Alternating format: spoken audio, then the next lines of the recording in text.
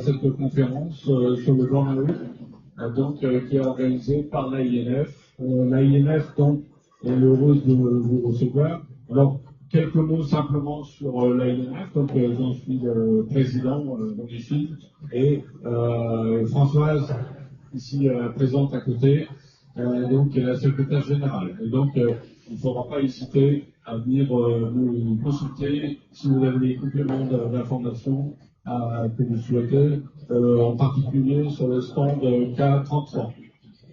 Voilà.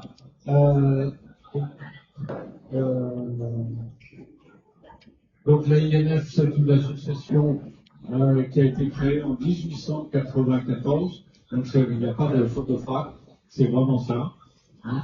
Et c'est une association qui a comme vocation de prévenir les risques professionnels, hein, et de développer une culture de santé, sécurité au travail et qualité de vie au travail, le bien-être au travail d'une manière générale.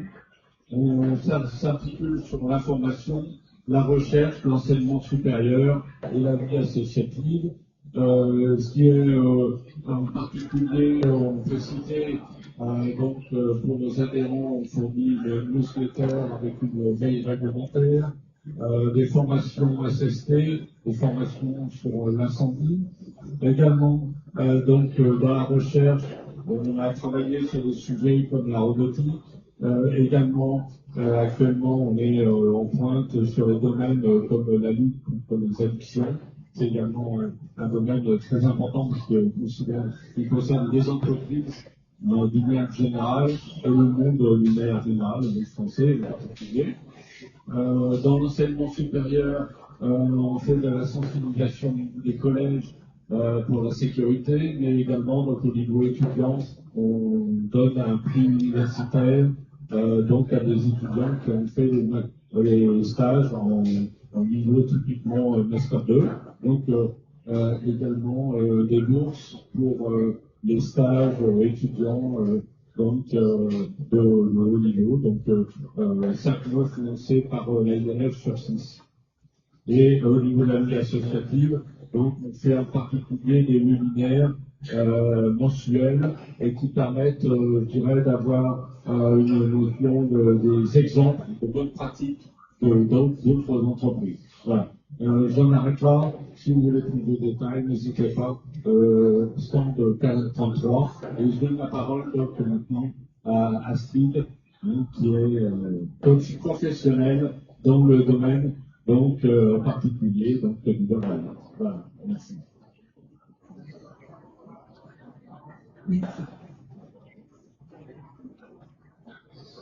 Merci à tous d'être présents. Je vais faire de mon mieux pour que vous puissiez m'entendre bien. Je sais qu'on n'est pas dans des conditions très faciles avec du bruit autour, et beaucoup de chaleur pour certains. Donc je vais faire au mieux. L'intitulé de cette conférence, comprendre et prévenir le burn-out. Avant de rentrer dans le cœur du sujet, j'aime bien poser cette question. Est-ce que vous savez qui sont les personnes les plus à risque de vivre un burn-out? Ce ne sont pas les faibles, ce ne sont pas les fainéants, ce ne sont pas ceux qui ont une propension aux troubles psychologiques. Ce sont ceux qui pensent qu'à eux, cela ne risque pas d'arriver. Donc finalement, faire des conférences de prévention, oser se dire peut-être que moi, un collègue, un conjoint, nous pouvons être concernés, c'est le premier pas de la prévention. Donc je vous remercie à tous d'être là. Même à ceux d'ailleurs qui sont debout, qui ont le courage de venir tout en restant debout. Et vous allez recevoir à l'issue de la conférence, dans quelques jours, c'est pas immédiat, quand on aura reçu vos emails, parce que vous allez scanner votre badge, un compte rendu qui vous permettra d'avoir tous les éléments clés que je vous ai partagés aujourd'hui et des éléments complémentaires pour aller plus loin. Avant de commencer, qui je suis, pourquoi j'ai le micro là devant vous sur cette estrade. Donc Astrid Le Fur, coach professionnel, j'interviens à différents niveaux, leadership, management, et aussi ce sujet que j'apprécie beaucoup, même si c'est un peu paradoxal, qui est le burn-out ou épuisement professionnel. J'interviens à ce sujet-là en coaching individuel auprès des personnes qui s'épuisent, mais aussi un coaching d'équipe. Parce que vous allez peut-être vous l'avez déjà vu, les équipes entières s'épuisent. Et un coaching d'organisation, nous allons voir, c'est un problème systémique qui concerne toute l'organisation. C'est ce dont on va parler aujourd'hui. J'interviens aussi à travers des conférences de prévention pour vos salariés, pour que chacun puisse être acteur de sa propre prévention, pour les dirigeants, les managers, les RH ou les CSE qui ont envie de mieux comprendre pour mieux accompagner ou mieux prévenir, et puis à travers des formations pour aller encore plus loin, à travers donc des formations pour vos services RH, vos CSE, vos managers, et des formations aussi pour les professionnels de l'accompagnement, coach professionnel, psychologue du travail, etc.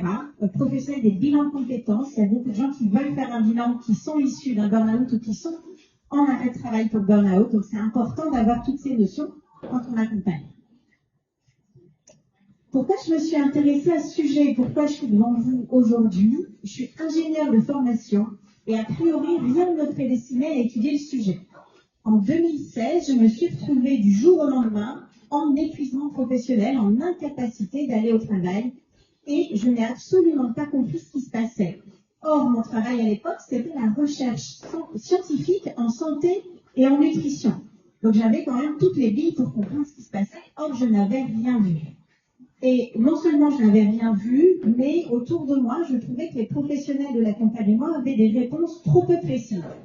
C'est vrai, je l'admets, j'étais ingénieure avec des questions très précises et un niveau d'exigence très élevé dans le niveau de réponse que j'attendais. Avec 3 questions, comment j'en étais arrivée là, qu'est-ce qui allait se passer pour moi et qu'est-ce que je devais faire pour aller mieux. J'attendais un plan d'action. J'avais des réponses empathiques, c'est déjà une bonne chose, c'est pas toujours le cas, mais pas de réponse précise. C'est comme ça que je me suis intéressée au sujet en faisant de la bibliographie. J'ai fait d'abord de la recherche scientifique pour comprendre ce que c'était, interviewé des dizaines de personnes, et c'est comme ça que j'ai fini par plonger dans le sujet. À l'issue de la conférence, si vous avez envie d'aller plus loin, pardon, je l'ai mis là, vous pourrez feuilleter mon livre qui s'appelle « Du burn-out au burn-out, les 7 étapes de la renaissance », où j'explique tout ce qui se passe quand on vit un épuisement professionnel et où il y a des encarts spécifiques pour les entreprises pour savoir quoi faire pour l'éviter et comment faire si ça arrive à un des salariés. Donc ça, la séance dédicace, c'est sur le stand du libraire en F03. Vous l'avez peut-être vu quand vous arrivez, c'est sur la gauche. De quoi est-ce que nous allons parler? Nous allons commencer par poser des définitions claires. On entend de plus en plus parler du burn-out, pas toujours à bon escient. Nous allons identifier les causes. Qu'est-ce qui fait qu'une personne en arrive là? Ça, c'est ce qui va nous permettre de faire de la prévention en entreprise. Et puis, comprendre les étapes. Si jamais ça arrive à un de vos salariés, qu'est-ce qui se passe pour lui et qu'est-ce que vous pouvez faire à chacune des étapes? Alors, je ne vous promets pas d'aller dans tout le détail sur la 3e étape parce que c'est long. Et là, dans ce cas, je vous invite à faire la formation d'une journée si vous avez envie d'aller plus loin ou au minimum à lire le livre. Mais l'idée, c'est que je vais vous partager des pistes pour pouvoir déjà commencer sur ce sujet. Le burn-out, qu'est-ce que c'est? Quand on pose la question aux personnes qui le vivent, on a souvent des réponses très imagées. C'est un effondrement, une bombe à retardement, comme s'il y avait un minuteur qui était déjà lancé et hop, du jour au lendemain, ça explose sans que personne ne l'ait vu. Cette image de l'effondrement, c'est celle qui est le plus souvent utilisée, de cette personne qui s'est usée à l'intérieur, un petit feu, et de l'extérieur, nous n'avons rien vu. Les murs sont restés intacts. Si bien que le jour où les murs extérieurs tombent, on se retrouve hébété, ébahi, dans l'incompréhension, se dire mince, mais on n'avait pas vu qu'à l'intérieur, ça faisait déjà des mois que la démolition, entre guillemets, je prends l'image, était en cours. Pour les personnes qui le vivent, c'est très souvent un chemin de deuil. De deuil de quoi? De leur super-héros interne, de la carrière qu'ils avaient projetée et qui manifestement ne va pas se faire comme ils l'avaient imaginé. Donc pour ceux qui ont déjà étudié la courbe de deuil de Kubler-Ross, les personnes qui vivent un burn-out vont suivre cette courbe de deuil. D'ailleurs, vous le verrez, je vous parlerai des 7 étapes que suivent les personnes et vous pourrez reconnaître le schéma de cette courbe de deuil. Et puis pour les entreprises, pour les collègues, c'est souvent une chaise laissée vide, sans explication. Un collègue qui disparaît du jour au lendemain, sans qu'on sache pourquoi, et qui parfois ne revient jamais. ça laisse une part de traumatisme à tous ceux qui restent dans l'entreprise quand il n'y a pas une bonne gestion des burn-out dans l'entreprise. C'est important à savoir. Parfois, on préfère ne pas en parler pour ne pas ouvrir de sujets délicats, mais ne pas en parler laisse plus de traces que d'oser dire les choses et en parler collectivement. Je vous propose maintenant des définitions un peu plus académiques. Je vous cite Christina Maslach, qui est une des pionnières à avoir étudié le sujet du burn-out dans le système entreprise. Et donc elle dit, le burn-out est un état psychologique, émotionnel et physiologique résultant de l'accumulation de stresseurs variés. Donc la cause du burn-out, c'est le stress. Le stress au travail qui n'a pas été correctement géré. Donc ça, c'est important si vous demandez, mais qu'est-ce qui fait que ça arrive? Ce qui fait que ça arrive, c'est un stress qui est trop intense et qui dure trop longtemps. C'est vraiment la cause principale du burn-out. Et ça a un impact sur l'état physiologique, psychologique et émotionnel. Pour les personnes qui le vivent, c'est extrêmement physique. C'est le corps qui refuse d'aller au travail, alors que la tête, elle, voudrait continuer. Ça, c'est important à comprendre. La personne, si son corps ne l'arrêtait pas, elle continuerait son cercle vicieux qui l'entraîne vers l'épuisement. Donc c'est quelque part comme un élan du corps qui stoppe l'individu qui a un mental trop fort. Donc souvent on dit oui, c'est quelqu'un qui s'écoute trop. Non, c'est quelqu'un qui ne s'écoute pas assez. Les personnes qui s'écoutent suffisamment ont pris des actions pour empêcher le cercle vicieux avant. Elle précise que c'est un processus graduel au cours duquel la disparité, donc l'écart entre les besoins de la personne et les exigences professionnelles s'accentue. C'est un processus graduel, ça c'est une bonne nouvelle. C'est un processus qui dure des mois, parfois des années, avant le moment où la personne n'est plus capable de travailler. Donc ça veut dire quelqu'un qui vous dirait oui, oh là là, le week-end dernier j'étais en burn-out.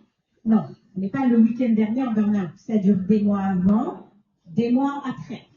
Et donc, si ça dure des mois avant, ça veut dire que vous avez plusieurs mois pour identifier les signes et agir en amont. C'est vraiment une bonne nouvelle. La plus grande problématique, c'est que la plupart du temps, nous ne savons pas reconnaître ces signes. Donc, merci d'être ici et je vous en prie, partagez tout ce que vous aurez appris aujourd'hui. L'OMS a précisé en mai 2019 que le burn-out ou épuisement professionnel est un syndrome. Syndrome, c'est ensemble de symptômes que l'on voit couramment ensemble, résultant d'un stress chronique qui n'a pas été correctement géré. Et donc l'OMS a précisé à ce moment-là le lien entre le travail et le burn-out, en précisant qu'on devrait, ça n'est pas toujours le cas, utiliser le mot burn-out dans les cas d'épuisement au travail, même si on peut s'épuiser dans le cadre de la famille, dans le cadre du couple ou même dans le cadre amical. On parle alors d'épuisement parental, maternel, sentimental, etc. Je ne vais parler que du cas professionnel ici. Une enquête d'OpinionWay d'octobre 2021 recensait 2 550 000 personnes qui se déclaraient en état d'épuisement professionnel. Dans cette conférence, c'était peut-être écrit juste avant, j'utiliserai aussi bien épuisement professionnel que burn-out. L'OMS ne fait pas de distinction entre les deux. Je sais que certains professionnels font une distinction. Moi, j'utilise plus volontiers burn-out, puisqu'à l'époque, quand je me suis retrouvée en arrêt de travail et que mon médecin m'a dit « Vous êtes en épuisement professionnel, virgule, je vous donne 15 jours, reposez-vous », j'ai cru que j'allais dormir 15 jours et que ça allait aller mieux. Le burn-out est une fatigue tellement intense que le repos ne suffit pas à l'endiguer. Ce n'est pas une grosse fatigue, ce n'est pas un épuisement comme on l'utilise dans la langue courante. C'est pour ça que j'utilise plus volontiers burn-out, sauf quand il s'agit d'aider quelqu'un à prendre conscience qu'il s'épuise. Là, c'est plus facile de dire à la personne « J'ai l'impression que vous vous épuisez » que de lui dire « J'ai l'impression que vous êtes en burn-out », vous aurez un nom à ce type de question. Quelles sont les 3 dimensions qui caractérisent l'épuisement professionnel ou burn-out?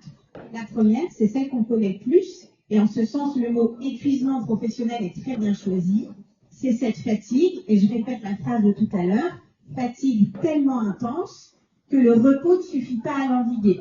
C'est comme ça que vous faites la différence entre une grosse fatigue. Je ne sais pas, vous avez des enfants en bas âge, vous dormez 4 heures par nuit, vous êtes fatigué, c'est normal. n'importe quel être humain est fatigué quand il ne dort pas. Par contre, si vous vous reposez et vous avez cette capacité-là, et que quand vous réveillez, vous êtes toujours épuisé, le sommeil n'est pas réparateur, ou vous avez beau dormir, vous avez l'impression que ça ne change rien, là, c'est une alerte. C'est le premier des piliers. Le deuxième pilier va venir aggraver le cercle vicieux du burn-out. Ce deuxième pilier, c'est celui de la perte d'empathie. Parce que la personne est épuisée, elle ressemble au bonhomme qui est là, qui vous dit I love my job, mais vous voyez qu'il y a quelque chose d'un peu non congruent entre l'état de la personne et ce qu'elle dit. Comme elle est épuisée, elle n'arrive plus à gérer les relations. En fait, il nous faut beaucoup d'énergie pour gérer les relations avec les autres. Donc quand on s'épuise du fait du stress chronique, on devient plus irritable, plus colérique, plus cynique, ou on a tendance à s'isoler. Donc alors qu'on aurait besoin de l'aide des autres, on va commencer à soit repousser les autres du fait de notre irritabilité ou de notre cynisme, soit s'isoler par nous-mêmes et donc perdre des opportunités de ressources extérieures. Ça, c'est un point important parce que je me rappelle d'une conférence où une DRH, où une équipe avait dit, oui, c'est vrai, notre manager, finalement, il s'est retrouvé en burn-out, mais il l'avait bien mérité. Parce qu'il nous en a tellement fait baver. Et s'il était si irritable, si colérique, c'est parce qu'il était déjà lui-même dans un cercle d'épuisement. Globalement, un manager ou un dirigeant en épuisement va générer du stress et de l'épuisement en cascade en dessous de lui.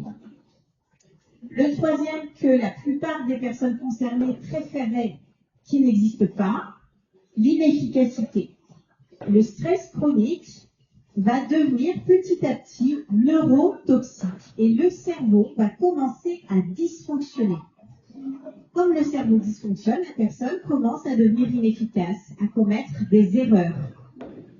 Et donc, comme elle devient inefficace, elle va compenser en essayant d'en faire encore plus. Et vous voyez comment le cercle vicieux s'accélère. Alors qu'elle est débordée, elle n'arrive même plus à faire des choses simples.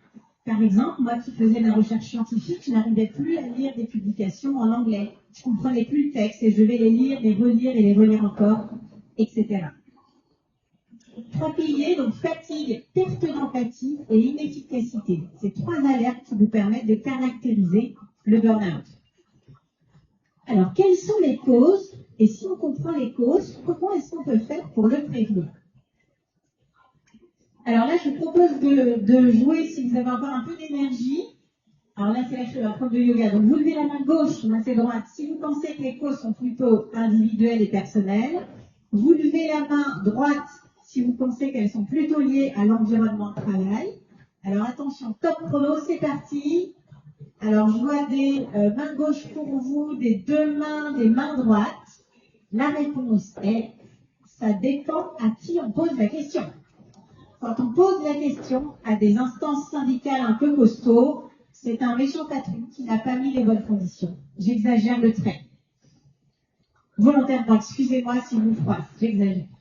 Et quand on pose la question à certains employeurs, c'est pas de bol, pas le bon candidat, il n'était pas en capacité de supporter ce qu'on lui avait demandé. On va tenter de recruter quelqu'un d'encore plus fort. Dans les 2 cas, ça ne marche pas. C'est une combinaison des 2 et c'est une bonne chance. C'est une bonne chose parce que ça veut dire que les 2, l'individu et l'environnement, peuvent agir pour éviter que cela arrive. Ça veut dire en contrepartie que les 2 doivent agir pour résoudre la problématique quand elle est présente. Si seul l'individu travaille sur lui, il a des bonnes chances de réussir, mais il risque de partir. Parce que si rien ne change dans l'environnement de travail et qu'il ne trouve aucun moyen de discussion, probablement qu'il retourne à son poste ou pas, qu'à un moment, il finira par partir. Inversement, quand seul l'environnement de travail se pose des questions et change et que l'individu ne fait pas de travail personnel, l'individu a des risques de reproduire le même schéma, même s'il quittait son environnement de travail.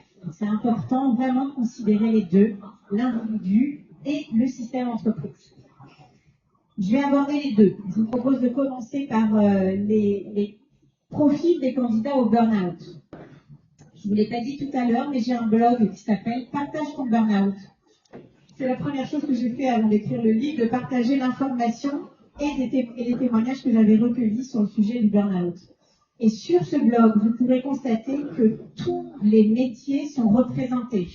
Pas 100% parce que ce serait infini, mais toutes les branches, toutes les tranches d'âge. Tout le monde peut être touché, des jeunes aux personnes retraitées, des cadres dirigeants aux personnels opérateurs, des médecins aux professeurs de yoga, des DRH aux personnes de la fonction publique, etc. Donc si toutes les personnes peuvent être touchées, qu'est-ce qui fait que certains vont se retrouver dans le cercle du burn-out et pas d'autres dans un même environnement? Eh bien, par contre, ce que les études ont montré, c'est qu'il y avait des profils psychologiques plus à risque. Je dis plus à risque, vous allez voir, ce n'est pas la cause du burn-out. Et c'est ce qui fait que certains vont tomber avant d'autres dans un environnement toxique. Parmi ces profils, on trouve en tête de liste les perfectionnistes. Ceux pour qui bien faire leur travail est très important. Qui donc vont donner beaucoup d'énergie, plus que ce qui leur est demandé, pour atteindre un niveau qu'ils estiment, eux, être ce qu'il faut faire pour bien faire leur travail, mais qui est souvent plus élevé que le minimum nécessaire. Ils vont donc s'épuiser en faisant plus que ce qui est demandé, et ils vont s'épuiser quand ils vont se rendre compte qu'ils ne sont pas capables de fournir le niveau de qualité qui leur semble être essentiel pour qu'ils puissent être fiers d'eux. Si le système ne leur permet pas de faire du travail de qualité, leurs valeurs vont être touchées, et penser que l'on fait du travail mauvais parce qu'on y est contraint, c'est extrêmement épuisant. L'OMS parle d'un sentiment de gâchis sur ces profils-là. On va trouver avec eux ceux que j'ai appelés les gentils. Les gentils, c'est ceux pour qui les besoins des autres sont plus importants que leurs propres besoins, qui vont donc dire oui alors qu'il faudrait dire non, et qui vont avoir tendance à tellement se préoccuper des autres qu'ils vont s'oublier eux-mêmes. Ils vont donc finir épuisés à force de répondre aux injonctions ou aux demandes, parfois même pas formulées, des personnes autour d'eux. On retrouve aussi avec eux les battants, que j'appelle parfois les forts. Ce sont ceux pour qui être faible serait la pire chose qui pourrait arriver. Ce sont des capitaines de bateaux sur qui on peut compter, qui avancent coûte que coûte. Ce sont des managers, dirigeants. Vous voyez, ils seront les derniers à descendre du bateau si jamais ça tangue, et souvent ils seront ceux à rester sur le bateau alors que le bateau coule. Et donc ces battants, ils auront beaucoup de mal à demander de l'aide, parce que demander de l'aide, ça voudrait dire être faible, ne pas être capable, avoir raté. Et ça, c'est ce qui est le plus difficile pour eux. Les deux lignes d'en dessous, je les ai mis en noir parce que c'est moi qui les ai ajoutées. On ne les trouve pas dans les publications scientifiques, et j'espère que des recherches seront faites bientôt sur ce sujet. Les hauts sensibles et les hauts potentiels. Les hauts potentiels qu'on appelle aussi zèbres, HPI, ils ont plein de noms. Je ne ferai pas de distinction. Alors pourquoi? Alors les hauts sensibles, c'est 20% de la population. C'est pas du tout anecdotique. Dans cette salle, vous êtes probablement nombreux à être concernés. Ce sont ceux qui, à travers leurs sens, perçoivent plus intensément. Si on perçoit plus intensément à travers ces 5 sens, on perçoit plus intensément le stress, le nôtre et celui des autres. Donc on ne peut pas couper quand on sait qu'un tel au bureau d'en face ne va pas bien. On ne peut pas couper l'information et continuer à travailler comme si de rien n'était.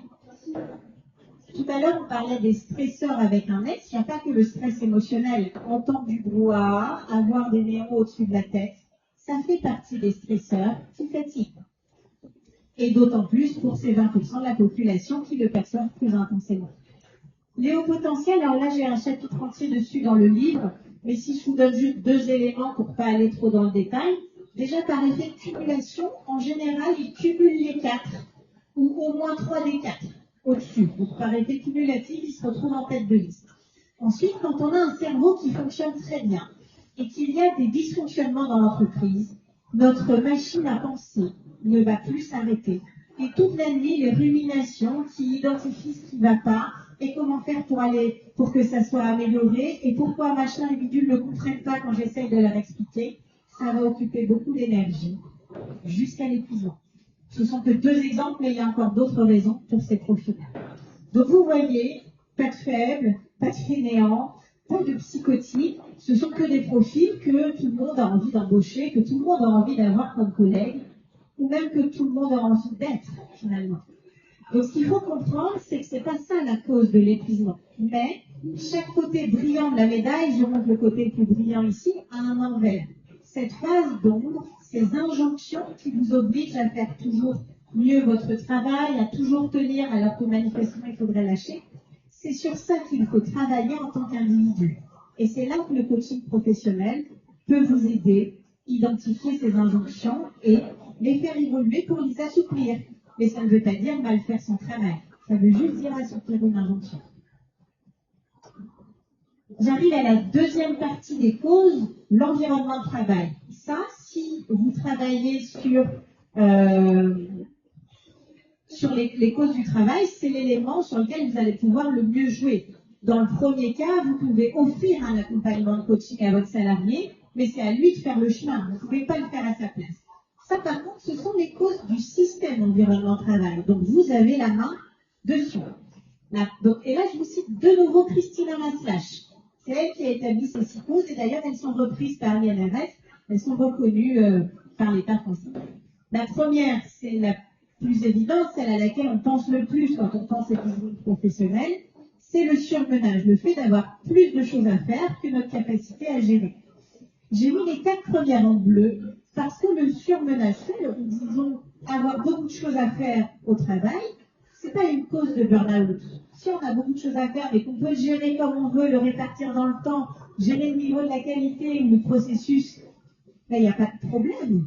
On est capable tous de gérer beaucoup de choses. Ce qui fait que ça s'envenime, c'est en général que les 4 bleus sont regroupés ensemble. Non seulement la personne est en surcharge, mais en plus elle a un manque de contrôle. Soit, peut-être vous l'avez observé, on a des process ou des processus de plus en plus carrés, stricts, qui nous disent exactement comment faire le travail. Parfois, on a aussi certains managers, souvent des jeunes managers, qui se réfugient dans le micromanagement, qui nous disent exactement quoi faire, comment et quand, ce qui fait qu'on n'a plus de latitude pour trouver notre place dans le travail. Souvent, dans ces styles de management qui vont pousser à l'épuisement, on va retrouver des injonctions paradoxales. On vous donne un ordre et un ordre contraire implicite, non dit. Par exemple, ne passe pas trop de temps à faire ton PowerPoint, tu as d'autres choses à faire. Ah oui, mais dans tel slide, il faudrait changer ça. Ben, je ne sais plus si je dois y passer du temps ou pas du temps.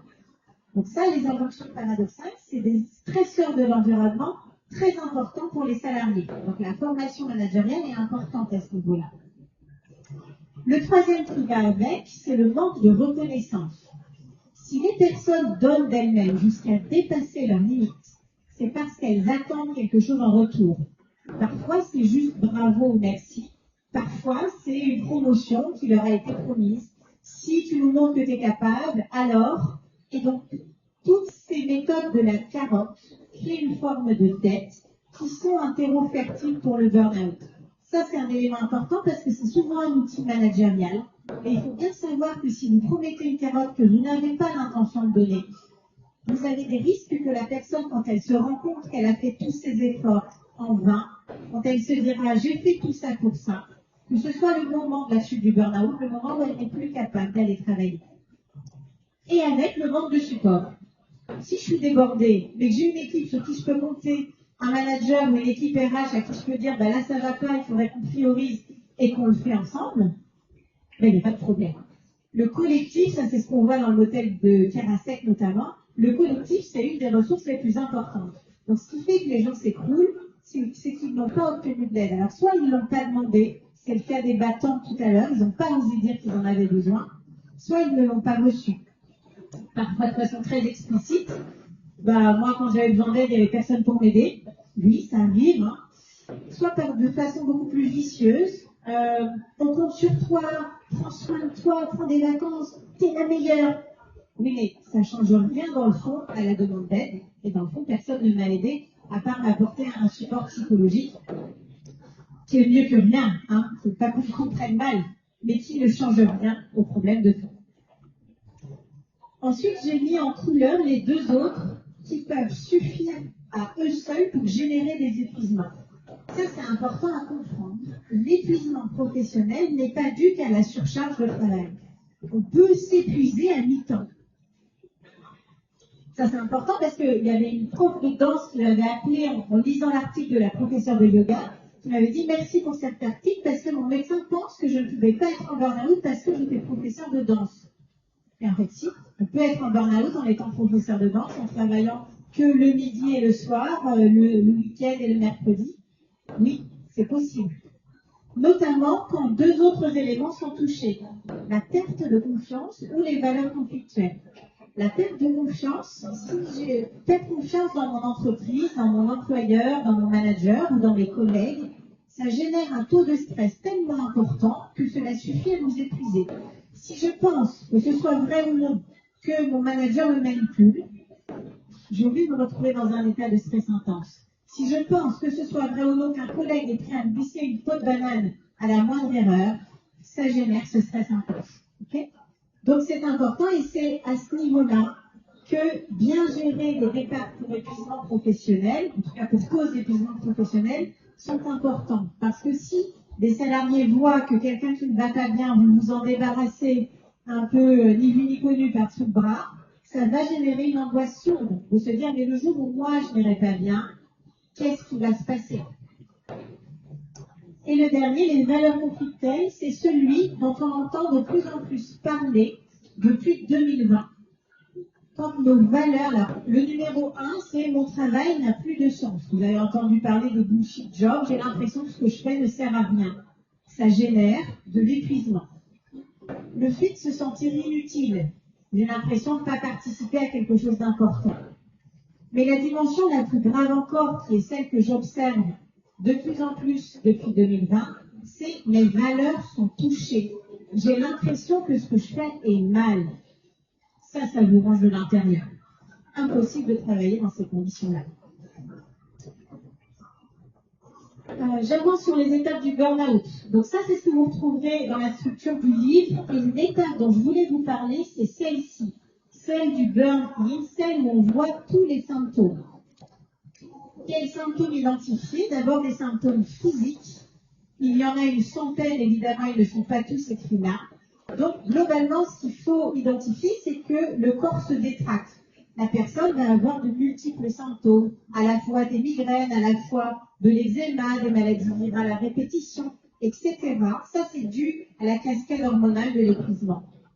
Et en parallèle de ça, des symptômes comportementaux, un contexte social perturbé, on l'a vu tout à l'heure, irritabilité, colère, perte d'humour. C'est le changement qui est important. Il y a des gens qui n'ont pas d'humour naturellement, ils ne sont pas en burn-out. Et puis l'équilibre personnel-professionnel qui se perturbe, les horaires qui se rallongent, plus de place pour la vie sociale. Et enfin, les accidents et erreurs à répétition dont on a parlé tout à l'heure, le cerveau dysfonctionne. Donc la personne, globalement, les symptômes vont être de plus en plus graves. Avoir un peu d'eczéma, avoir un psoriasis derrière l'oreille, c'est pas grave, c'est un niveau 1 de stress. Et d'ailleurs, c'est là qu'il faudrait agir. Mais quand on commence à avoir la tachycardie, à ne plus dormir la nuit, à avoir des troubles de la concentration ou de la vue, c'est déjà grave et c'est déjà un accompagnement médical. 3 points pour aider une personne à prendre conscience. Déjà, la première chose à savoir pour vous, c'est que c'est une maladie du déni. Le déni est symptomatique. Donc, si vous dites à la personne, je sors d'une conférence sur le burn-out, je suis assez inquiet parce que tu coches toutes les cases, vous aurez un oui, mais moi, c'est pas pareil. Et c'est normal, il ne faut pas fermer la porte là. Ou, t'inquiète pas, je vais prendre 2 semaines de vacances sur mon téléphone. Ça ne marche pas, vous savez. C'est bien quand même de prendre 2 semaines sans son téléphone. Mais ça ne suffira pas. Donc, il faut l'accompagner à prendre conscience. Et pour ça, le meilleur moyen que j'ai trouvé, c'est de faire lister à la personne tout ce qui dysfonctionne. La dernière fois, tu es parti parce que tu avais mal à la tête. Ça fait combien de fois que ça arrive? Et quand tu dis que tu as mal à la tête, qu'est-ce qui se passe? Est-ce que tu as juste un peu mal à la tête, tu prends un Doliprane, ou est-ce que tu as une migraine et tu es obligé de t'enfermer dans une salle de réunion? Et vous creusez, et est-ce qu'il y a d'autres choses? Et quand la personne verbalise par elle-même, ça l'aide à prendre conscience. Et comme vous n'êtes pas médecin, votre but, c'est de l'envoyer consulter. C'est pas vous qui posez le diagnostic, alors, sauf si vous êtes médecin, vous êtes accident à ça. Mais si vous ne l'êtes pas, vous envoyez la personne consulter un médecin. J'avance juste pour faire le point. Quand on est avant l'état d'épuisement complet, avant que des organes clés comme le cerveau soient touchés, peut encore faire le pont. Ça, c'est ce dont rêvent la plupart des gens que j'accompagne. Vous pouvez agir en amont avec des formations, du coaching. Quand une personne prend un poste difficile, accompagnez-la, n'attendez pas qu'elle se retrouve en difficulté. Ou quand une personne commence à vous dire « Oh là là, c'est pas facile pour moi », accompagnez, n'attendez pas qu'elle se retrouve en arrêt maladie pour le faire. Passé un certain moment, l'accompagnement médical et thérapeutique devient obligatoire quand on s'est trop usé, on a besoin de couper complètement les sources de stress. Et vous pouvez aussi, en tant qu'entreprise, accompagner le retour au travail, offrir un accompagnement de coaching pour permettre à la personne d'identifier comment retourner en sécurité. Je clôture sur ce point-là, comment aller plus loin ensemble. 3 thématiques, donc les particuliers, vous êtes concernés peut-être vous-même. Donc j'ai 3 types d'accompagnement, remonter la pente du burn-out, Réveil 3 qui est celle qui concerne les personnes qui ont envie d'une transformation de leur vie professionnelle après l'épuisement, ou transition professionnelle. On n'est évidemment pas obligé d'attendre l'épuisement pour se dire « Oula, je sens qu'il faudrait que je change quelque chose ». Les entreprises avec des conférences par exemple comme celle-ci, des formations, des coachings, et puis sinon des formations pour les coachs RH thérapeutes. Pour clôturer, si vous avez envie d'en savoir plus sur le livre ou de discuter avec moi, rendez-vous sur le stand du libraire en salle, sur le stand F03. Et